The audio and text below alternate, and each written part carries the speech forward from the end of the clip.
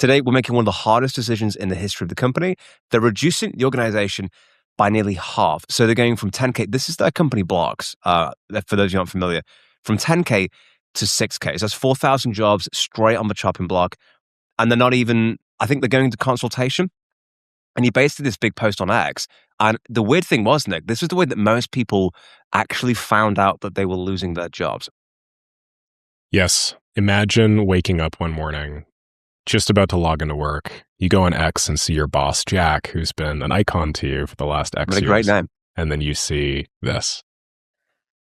Dude, I think Jack is trying to bring down the Jack brand, and I'm not happy about that, Nick. That's one of my largest complaints with listening. We need to pull this guy aside right now. Pretty wild. It's kind of thing, if you work at X or somebody's, dude, who knows what the hell's going to happen when you wake up in the morning? So, first off, if you're one of the people affected, you'll receive your salary for 20 weeks plus 1 week per year of tenure. That is quite generous, actually. So I think they're doing the right thing. What I thought was really interesting about this, they're also saying any equity is going to vest through to the end of May.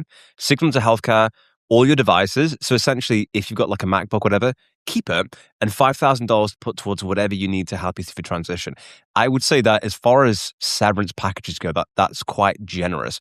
What I think is really interesting to me, though, is that this obviously points towards the fact that the company is in a wonderful position.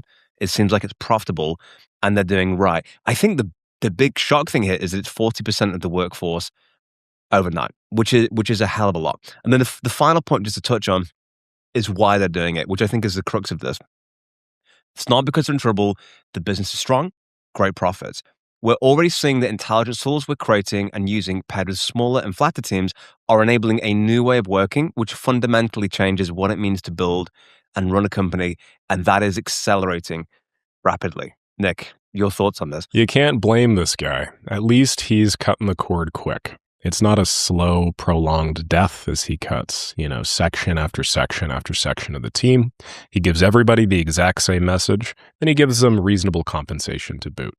I think a leader, when faced with a hard call like this, seeing this impending tsunami of AI coming and sweeping up most of the deliverables that he's currently paying people for, to make a decision like this is actually the hard but positive thing. And I like that he's not hiding behind some things have been tough recently. He's like, things are better than ever. And that's why 4,000 of you are going home.